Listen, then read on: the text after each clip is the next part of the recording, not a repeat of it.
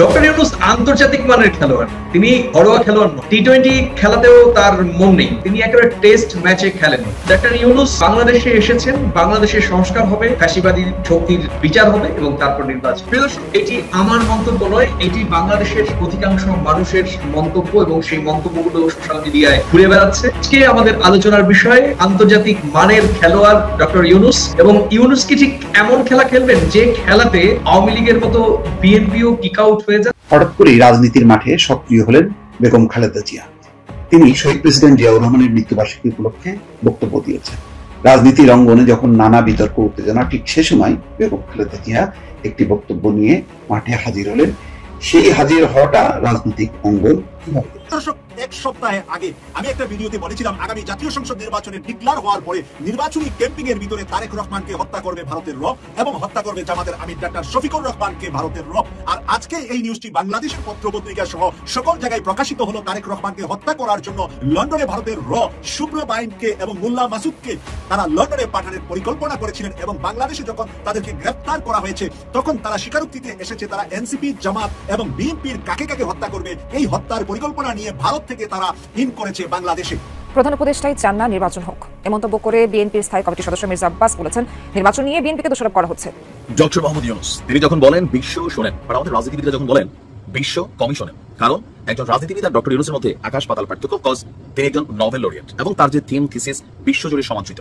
তো এরকম একজন ব্যক্তি আন্তর্জাতিক অঙ্গনে বা একটা মানে যে কোনো দেশে গিয়ে যখন ট্যুরে যান অথবা সফরে যান, সরকারি সফরে, সেখানে গিয়ে কথা বলেন, এই কথাগুলো পৌঁছে যায় কোথায়? বিশ্বের একদম সেন্ট্রাল পয়েন্টগুলোতে। আর সেই সেন্ট্রাল পয়েন্টে পজিটিভলি হোক নেগেটিভলি হোক তিনি বিএনপিকে পরিচয় করে দিয়েছেন ভিন্ন রকম ভাবে। তাই প্রমাণকে কার্যত ক্লিয়ারলি সরি বলে দিলেও প্রফেসর ইউনুস সরকারের পক্ষ থেকে একটা আমি রিপ্লাই হিসেবে সেট করতে চাই। দেখেন, তারেক রহমান বিএনপির কথিত তারুণ্যের সমাবেশে বলেছে যে ডিসেম্বরে নির্বাচন হতে হবে, ডিসেম্বরে হবে। এর মানে নির্বাচন কমিশন প্রধান উপদেষ্টা সহ তারেক রহমান নিজে তিনি ঠিক করে ফেলেছেন।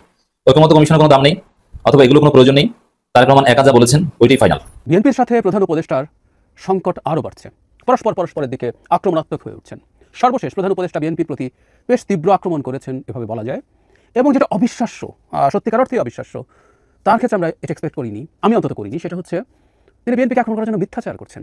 এই শব্দটা একটু কঠোর হয়তো, বাট বাস্তবতা এটাই, তিনি তাই করছেন। ডক্টর ইউনুস সরকারের অনেক কিছুর আমি সমালোচনা করি, কিন্তু যেটা ভালো বাংলাদেশের জন্য কল্যাণকর সেটার মন খুলে প্রশংসা করি। টাকা লাগলে প্রবাসীরও দিব। সম্মানিত দর্শক, আসসালামু আলাইকুম। নতুন একটি ভিডিওতে আপনাকে স্বাগতম। বাংলাদেশের চলমান রাজনৈতিক অবস্থা নিয়ে করা আমাদের আজকের ভিডিওতে অত্যন্ত গুরুত্বপূর্ণ তথ্য শেয়ার করা হয়েছে। দয়া করে ভিডিওটি শুরু থেকে শেষ পর্যন্ত ধৈর্য সহকারে দেখে একটি লাইক দিয়ে সবাইকে বেশি বেশি করে শেয়ার করে দিবেন। সেই সাথে আপনি বাংলাদেশে কোন জেলায় বসে আমাদের ভিডিওটি দেখছেন বা শুনছেন সেইটি অবশ্যই কমেন্ট বক্সে কমেন্ট করে জানিয়ে দিতে ভুলবেন না। চলুন আর কথা না বাড়িয়ে ভিডিওটিতে একটি লাইক দিয়ে ধারাবাহিকভাবে আজকের বিস্তারিত খবরগুলো দেখে আসি। ডক্টর ইউনুস আন্তর্জাতিক মানের খেলোয়াড়, তিনি ঘরোয়া খেলোয়াড় নন, টি-20 খেলাতেও তার মন নেই, তিনি একেবারে টেস্ট ম্যাচে খেলেন। ডক্টর ইউনুস বাংলাদেশে এসেছেন, বাংলাদেশের সংস্কার হবে, ফ্যাসিবাদী শক্তির বিচার হবে এবং তারপর নির্বাচন। এটি আমার মন্তব্য নয়, এটি বাংলাদেশের অধিকাংশ মানুষের মন্তব্য এবং সেই মন্তব্যগুলো সোশ্যাল মিডিয়ায় ঘুরে বেড়াচ্ছে। আজকে আমাদের আলোচনার বিষয়ে আন্তর্জাতিক মানের খেলোয়াড় ডক্টর ইউনুস, এবং ইউনুস কি ঠিক এমন খেলা খেলবেন যে খেলাতে আওয়ামী লীগের মতো বিএনপিও কিক আউট হয়ে যায়, সে বিষয়ে আজকের আলোচনার সঙ্গী পরমাশিস খোসরায়, প্রথম কলকাতা ডেপুটি এডিটর, আমার বন্ধু বিশ্লেষক। পরমাশিস, গত দুদিনের প্রেক্ষাপটে বেগম খালেদা জিয়া, আজকে তুমি জানো যে বিএনপির প্রতিষ্ঠাতা শহীদ জিয়াউর রহমান তার মৃত্যুবার্ষিকী, এবং সেই মৃত্যুবার্ষিকী উপলক্ষে গতকালকে হৃদয় বিদারক একটি ভিডিও বার্তা বেগম জিয়া তার ভিডিও বার্তা আমরা দেখেছি, এবং তিনি সেই ভিডিও বার্তায় বাংলাদেশের মানুষকে গণতান্ত্রিক প্রক্রিয়ায় ফিরিয়ে আনার আহ্বান জানান, এবং এক্ষেত্রে একেবারে আড়ে নয়, সরাসরি ডক্টর মোহাম্মদ ইউনুসকে নির্বাচনের দিকে যাওয়ার দিক নির্দেশনা তিনি দিয়েছিলেন। একই রকম ভাবে আমরা জানি তারপর আজকে এই যে বিএনপির প্রতিষ্ঠাতা শহীদ জিয়াউর রহমান মৃত্যুবার্ষিকী উপলক্ষে যে অনুষ্ঠানগুলো হচ্ছে, সেই প্রত্যেকটি অনুষ্ঠানে একই স্বর বিএনপি নেতাদের যে ডিসেম্বরে নির্বাচন দিতেই হবে। তুমি জানো 3 দিন আগে ডক্টর মোহাম্মদ ইউনুস, তিনি এখনো জাপানে রয়েছেন, জাপান সফর করছেন, তো সেখানে তিনি বিএনপিকে কার্যত পৌঁছিয়ে দিয়েছেন। তিনি বলেছেন যে বাংলাদেশে শুধুমাত্র একটি দলই নির্বাচন চাইছে, বিএনপিকে উদ্দেশ্য করে তিনি বলেছেন, বাকিরা সংস্কার চাচ্ছে, শুধুমাত্র নির্বাচন চাচ্ছে বিএনপি। এই যে ডক্টর মোহাম্মদ ইউনুসের সঙ্গে প্রায় প্রকাশ্যে বিরোধে জড়িয়ে যাওয়া বাংলাদেশের অন্যতম বৃহত্তম রাজনৈতিক শক্তি বিএনপি। তুমি কিভাবে দেখছো যে বিএনপির অস্তিত্ব কতটা ঝুঁকির মুখে, কিংবা বিএনপির পাল্টা চাপে ডক্টর মোহাম্মদ ইউনূস সরকার কত সময় ক্ষমতায় থাকতে পারে? পরিষ্কার করে তুমি আমাদের দর্শকদের একটু বিশ্লেষণ করে শোনাও। আমি তোমাকে প্রথমেই বলবো, আমি আজকে একটু ভেঙে ভেঙে বলবো। সেটা হচ্ছে, আমি ডক্টর ইউনূসকে পাড়ার পল্টুর সঙ্গে তুলনা করব। পাড়ার পল্টুর সঙ্গে তুলনা করছি কেন? পাড়ার পল্টু গ্রামে ফার্স্টে ফুটবল ম্যাচ খেলে, তারপর ব্লকে যায়, ব্লক থেকে জেলায় যায়, জেলায় থেকে রাজ্যে যায়, রাজ্য থেকে দেশে খায়, দেশকে প্রতিনিধিত্ব করে যায় আন্তর্জাতিক মঞ্চে। তো ডক্টর ইউনূস তার ব্যক্তি জীবনে তিনি তার কর্মপন্থা, তার পেশা, তার কৌশল, তিনি যেটাতে পরিলক্ষিত করতে চেয়েছে তার জীবন ধারাকে, সেটা কিন্তু ওই পাড়ার পল্টুর মতো নিজের গ্রাম, ব্লক, জেলা, রাজ্য, দেশ, আন্তর্জাতিকতায় পৌঁছে নোবেল পুরস্কার পেয়েছে। এবার যখনই পল্টু নোবেল পুরস্কার পেয়ে গেল, তার সবকিছু সিদ্ধান্ত, কলাকৌশল, তার নীতি সবটাই তো আন্তর্জাতিক মানের হবে। ন্যাচারালি যারা ডক্টর ইউনূসকে আন্তর্জাতিক খেলোয়াড় বলছে, এটা ভুল কিছু না। এটা গেল 1 নম্বর পয়েন্ট। 2 নম্বর পয়েন্ট, আমি গত দুদিনের আগে আলোচনায় বলেছিলাম, দেশের মানুষের, তুমি বলেছিলে, আমাদের একটা প্রসঙ্গ এসেছিল যে বিএনপি হতাশায় ভুগছে, সাংবাদিক সম্মেলন করে বলেছে বিএনপি জনসমক্ষে তাদের মানুষের প্রতি যে আবেগ রয়েছে, বাংলাদেশে যেসব মানুষ এখনো বিএনপি কে চায়, যে আবেগ রয়েছে, তাদের প্রতি যদি তাদের শ্রদ্ধা থাকে, তাদের প্রতি যদি তাদের বিশ্বাস থাকে, তাদের প্রতি যদি তাদের আস্থা থাকে, তাহলে সেইটা একটা সরাসরি জনসংযোগ করার দরকার। আমার মনে হয় আমাদের প্রথম কলকাতার বার্তা তারা হয়তো শুনেছেন, সেই জন্য জিয়াউর রহমান সাহেবের একটা মর্মস্পর্শী বক্তব্য জনমানুষে তুলে ধরেছে। এবার আসি 3 নম্বর পয়েন্ট। 3 নম্বর পয়েন্ট, ডক্টর ইউনূস তিনি জাপান সফর করছেন বাংলাদেশের উন্নয়নের স্বার্থে। যতদূর জানি, একটা জাপান থেকে খুব একটা আর্থিক সহায়তাও তারা পাচ্ছে। দেশকে অর্থনৈতিকভাবে স্বাবলম্বী করার জন্য তিনি জাপান সফরে গেছেন। সেখানে সাংবাদিকদের মুখোমুখি বা যে কোনো পরিপ্রেক্ষিতে বাংলাদেশের এই মুহূর্তে যা প্রেক্ষাপট, সেটা উনি তুলে ধরেছেন। সেটা বিএনপি পক্ষে যাবে না বিপক্ষে যাবে, উনি বাস্তবটা বলেছেন। এটা তো সত্যি। বাংলাদেশে এই মুহূর্তে যা নির্বাচন করা নিয়ে এক পক্ষ যা বলছে, আরেক পক্ষ যা বলছে, আরেক পক্ষ দেরিতে চাইছে, উনি বাস্তবটা তুলে ধরেছেন। এরা এখনই চাইছে, এতে ক্ষতি কোথায়? বামপন্থীরাও যাচ্ছে, শুধু বিএনপি নয়, বামপন্থীরা যাচ্ছেন। যদিও বামপন্থী রাজনৈতিক যারাই চান, একদল চাইছে একদল চাইছে না, কিন্তু একদল চাইছে একদল চাইছে না, এটা তো হতে পারে না। উনি তো সংস্কার করবে, নির্বাচনকে সুষ্ঠু, শান্তিপূর্ণ, সকলের সহমতের ভিত্তিতে করবে। তো সেই জায়গাটা যতক্ষণ না আসবে, উনি নির্বাচনটা করাবে কি করে, এটা তো বুঝতে হবে। এইবার বিষয়টা হচ্ছে, এখানে তো দ্বন্দ্ব দিয়ে সংঘাত দিয়ে নির্বাচন হবে না। বাংলাদেশের সাধারণ মানুষ কি চাইছে, তার হাতে নির্বাচন প্রক্রিয়াটা দেওয়া হয়েছে। তিনি যতক্ষণ না মনে করছেন সকলকে সহাবস্থা, নির্বাচনের প্রকৃতিগত একটা সিস্টেমের যে জায়গাটা আসছে সংস্কারের মধ্য দিয়ে, ইনক্লুসিভ ইলেকশনের কথা বলা হচ্ছে, আন্তর্জাতিক সংগঠনগুলো বলছে বাংলাদেশে এই মুহূর্তে আওয়ামী লীগ নিষিদ্ধ, তাদেরকে বিচারের আওতায় এনে তারা দোষী সাব্যস্ত না নিয়ে, এটাও তো একটা পরিষ্কার বোঝার জায়গা আছে ভাই। আমি তোমাকে আগের দিনে বলেছি, এখানে ওয়াক ওভার নেওয়ার কোনো জায়গা নেই। যদি সংঘাত মনে করে বিএনপি, তাহলে সরাসরি সংঘাতে যাক, তাহলে ওনার প্রতি সমর্থন তুলে নি, অন্য কাউকে বসাক, জোর আন্দোলন করে তুলুক। বাংলাদেশের মানুষ তো গণ অভ্যুত্থান করেছে, চালিত সরকারকে ফেলে দিয়েছে, তাহলে অন্তর্বর্তী সরকারকে ফেলতে অসুবিধা কোথায়? সেই আন্দোলন সংগঠন করে তুলুক। বাংলাদেশের মানুষের অধিকার রক্ষার জন্য যা যা করণীয়, যার হাতে আমরা দায়িত্বটা অর্পণ করেছি, তাকে সময় দিতে হবে। যে রাজনৈতিক দল চাইছে, তাহলে তারা একটা ব্যাপক ভাবে আন্দোলন সংগঠিত করুক, জনমানুষের জনসংযোগ করুক, সভা সমিতি বাড়িয়ে দিক, জনসমর্থন নিক, মিডিয়ার মুখোমুখি হোক, তাদের বক্তব্যের একেবারে ঝড় তুলে দিক, যাতে করে ডক্টর ইউনূস সে মনে করে যে আমি যে সিদ্ধান্তটা নিতে যাচ্ছি সেটা হয়তো ভুল। কেননা রাজনীতি লোকেরাই তো দেশটাকে ফাইনালি চালাবে, ভোটে তো তারা দাঁড়াবে, ডক্টর ইউনূস তো দাঁড়াবেন না। তাদের সেই জোরালো সওয়াল তারা জনমানুষে তুলে ধরুক। ইউনূস বিরোধিতা করছে, উনি চান না, এটা তো নয়। বাংলাদেশের সাধারণ মানুষ তো ওনার হাতে দায়িত্ব তুলে দিয়েছে, সব রাজনৈতিক দল মিলে তুলে দিয়েছিল না। কিন্তু দায়িত্ব তুলে দিয়েছে, পরমাশী দায়িত্ব তুলে দিয়েছে, মানে চিরদিনের জন্য দায়িত্ব তুলে দেওয়া হয়নি। দায়িত্ব তুলে দিয়েছে একটা সময় পর্যন্ত উনি থাকবেন, এবং অবশ্যই সেই সময়টা তো দিতে হবে। এই সময়টা তো দিতে হবে। উনি যদি ভুল করে, আমার ধারণা, এটা আমার ব্যক্তিগত মত, ওনার আজকে ডিসেম্বর থেকে জুন, আগস্ট থেকে শুরু হয়েছে, 5ই আগস্টের পর থেকে 1 থেকে 1.5 বছর সময়, খুব একটা কি বেশি সময়, 15 বছরের একটা, মানে কি বলবো, এটা অরাজকতা। নতুন করে যদি তোমাকে একটা চালিত করতে হয়, কারা আসতে পারে? এবার ডক্টর ইউনূস তলায় তলায় কোন গুটি সাজাচ্ছে, এটা কেউ ভাবতে পারে? ভাই, বাংলাদেশের মানুষ এত তো বোকা নয়, তারা তো একটা সরকারকে হাঁটিয়ে দিয়েছে। বাংলাদেশের মানুষের পালসটা তো বুঝতে হবে, তারা কি চাইছে। আমি তোমাকে এখানেই বলছি, খুব সূক্ষ্মভাবে বিষয়টি চিন্তার জায়গা রয়েছে। যেমন বাংলাদেশের মানুষ বা উচ্চ মানুষ সামাজিক যোগাযোগ মাধ্যমে যে ডক্টর ইউনুস আন্তর্জাতিক মানের খেলোয়াড় এবং তিনি অত্যন্ত ঝানু এবং তিনি রাজনীতিক হিসেবে নয়, কিন্তু উনি ওনার বুদ্ধি বিবেচনা, ওনার আন্তর্জাতিক যোগাযোগ অনেকটাই গভীরে। কেন এই কথাটা বলা হয়? কারণ তুমি জানো যে এই যখন বিগত সরকারের সময় ডক্টর ইউনুসের বিরুদ্ধে একের পর এক মামলা হয়েছে। প্রবীণ এই নাগরিক গ্রামীণ ব্যাংকের প্রতিষ্ঠাতা বাংলাদেশের মোবাইল শিল্পে একটা রেভলিউশন এনেছিলেন গ্রামীণ ফোন দিয়ে। সেই মানুষটির ভালো মন্দ বিবেচনা সেটা সেই দেশের আইন আদালত বুঝবে, কিন্তু আমরা দূর থেকে যেটা দেখেছি যে একজন অর্থনীতিবিদ, উদ্যোক্তা, গ্রামের সাধারণ মানুষকে ঋণের মাধ্যমে স্বাবলম্বী করার যে প্রয়াস এবং তার পরবর্তীতে তার নোবেল বিজয়, এই সবটাই কিন্তু দৃশ্যত আমাদের চোখের সামনে এসেছে। সেই মানুষটিকে কার্যত শেখ হাসিনা ভার্সেস ডক্টর ইউনুস, আমরা দেখেছি যে সমস্ত সাংবাদিক বৈঠকেই তৎকালীন প্রধানমন্ত্রী শেখ হাসিনা একেবারে সুনির্দিষ্টভাবে ডক্টর মোহাম্মদ ইউনুসকে টার্গেট করে কথা, এবং তারপর তার বিরুদ্ধে একের পর এক আইনি অস্ত্র প্রয়োগ করেছে। এবং এই লোকটি খুবই নির্লিপ্ত থেকে ওই সময় আদালতে হাজির হয়েছেন এবং খুব কম সংখ্যক লোক। এবং তারপর তুমি দেখো এই মানুষটি আজকে বাংলাদেশের সর্বশীর্ষে শেখ হাসিনার চেয়ারে বসেছেন এবং শেখ হাসিনাকে বাংলাদেশিদের ভাষায় পালিয়ে যেতে বাধ্য করা হয়েছে। শুধু শেখ হাসিনা নয়, তার দলের অস্তিত্ব এখন বিলীন বাংলাদেশে। অথচ মুক্তিযুদ্ধের নেতৃত্ব দানকারী একটি রাজনৈতিক শক্তি, বঙ্গবন্ধু যে দলের মাথা, বঙ্গবন্ধু যে দলের প্রধান শক্তি, তার আদর্শ, সেই রাজনৈতিক দলটি কার্যত বিলীন হয়ে গিয়েছে। এর পেছনে ডক্টর মোহাম্মদ ইউনুসের সেই আন্তর্জাতিক মানের খেলোয়াড়ের কৌশল রয়েছে, সেটাই কিন্তু তার সমর্থক বা বাংলাদেশের একটি মহল পরিষ্কারভাবে মনে করেন, এবং সে কারণেই তাকে বারবার বলা হয় যে উনি আন্তর্জাতিক মানের খেলোয়াড়। এবং এই খেলোয়াড় আওয়ামী লীগকে যেরকম ভাবে পরিকল্পনার মধ্য দিয়ে তাকে এই অবস্থার, এই আওয়ামী লীগের পরিণতির দিকে নিয়ে গিয়েছে, ঠিক একই রকম ভাবে বিএনপি বিরুদ্ধেও যখন সাধারণ মানুষের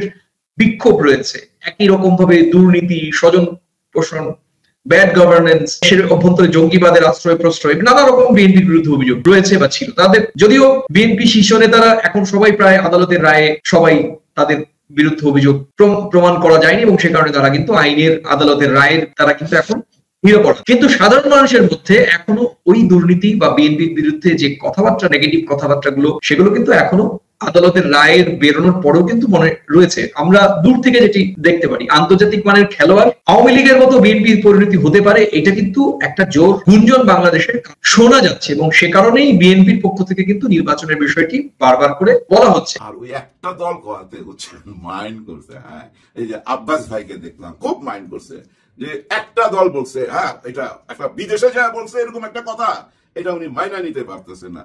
হ্যাঁ, বলতে পারতো বিএনপি, তাও তো একটা ইজ্জত থাকতো। একটি দল মানে বিএনপির মতো একটি বড় দলকে অবহেলা করছে।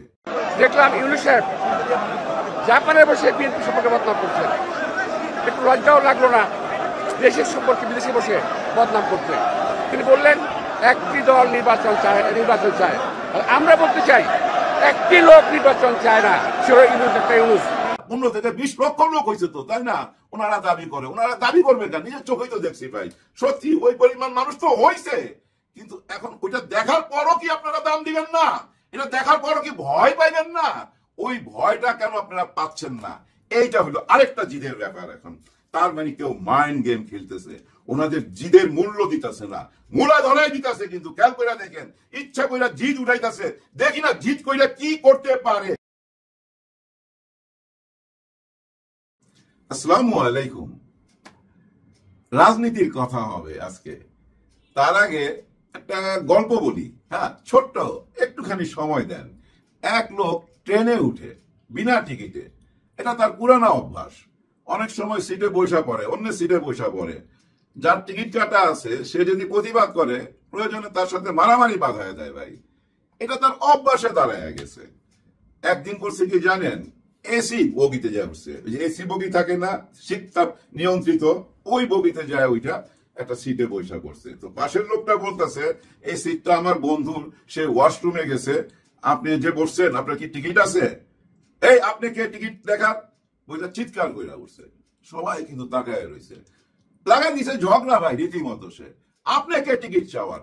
ও বলতেছে আমি কে মানি, এই যে আমার কাছে টিকিট, আমার বন্ধু আছে। ওই যে এর মধ্যে বন্ধু চলে আসছে, বন্ধু এসে ভেজাল দেখে বুঝছেন স্টেট মোবাইল নিয়ে লাইফে চলে গেছে। আর এই লোক কইতেছে আমি এখানে বসুন, পারলে আমার উঠা বেটা, এই ট্রেনে আমি যাতায়াত করি আজকে 2 যুগ ধরে, 24 বছর ধরে আমি যাতায়াত করি ছাত্র জীবন থেকে। দেখেন তার দাবি। এর মধ্যে তো ভাই ট্রেনের সবাই চুপচাপ দেখতেছে, সবাই কিন্তু লাইফে চলে গেছে। আর এই লাইফে যাওয়ার কারণে শহরে ছড়াইয়া গেছে। নেক্সট স্টপেজে যখন ট্রেনটা থামছে ওইখানে সাংবাদিকরা ভাই সব চলে আসছে, ঝাঁপায়া উঠছে ট্রেনের মধ্যে, ট্রেন গেছে থাইমা, লোকজন স্টেশনে ভিড় হয়ে গেছে। এখন এই লোক বলতেছে, দেখেন তার সাথে নতুন নাটক জোড়া হলো কি, আরো যে 5-6টা ছিল ওই যে টিকিট কাটে নাই যে কয়জন, ওরা ওর সাথে এসে যোগ দিল।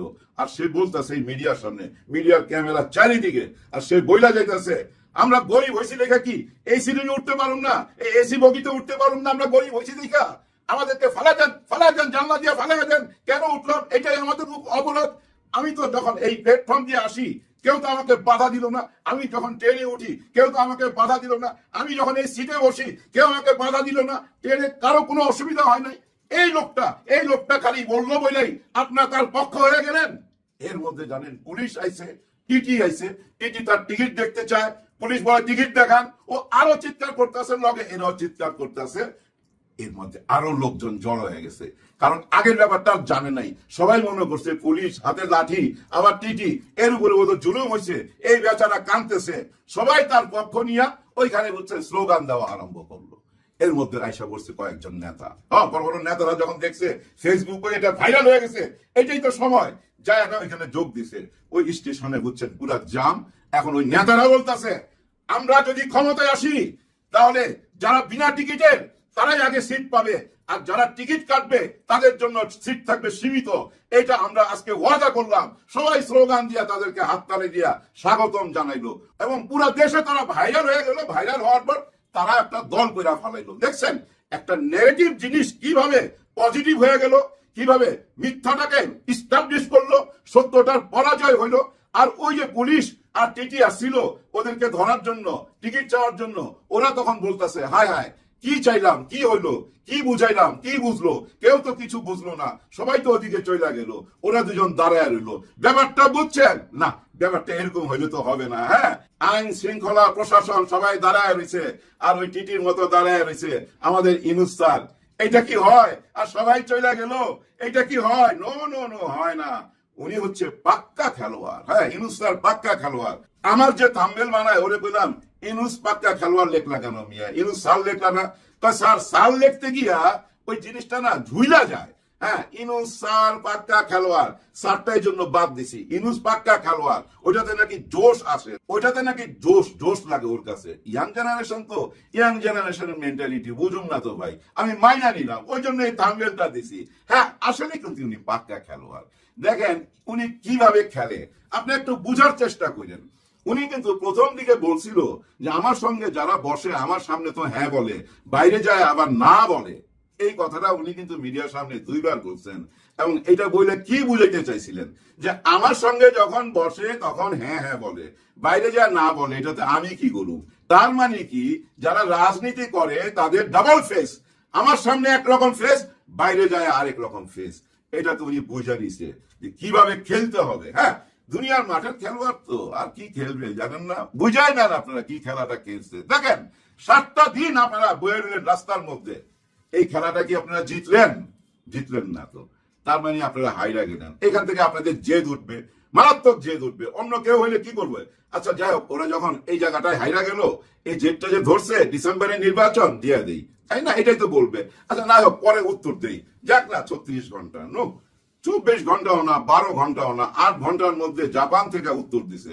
উনি নিজের ইচ্ছায় উত্তর দেয় নাই, কিন্তু ওই জাপানি সাংবাদিক জিজ্ঞাসা করছে আপনার দেশে সবাই তো নির্বাচন চাচ্ছে, নির্বাচন কবে দিবেন?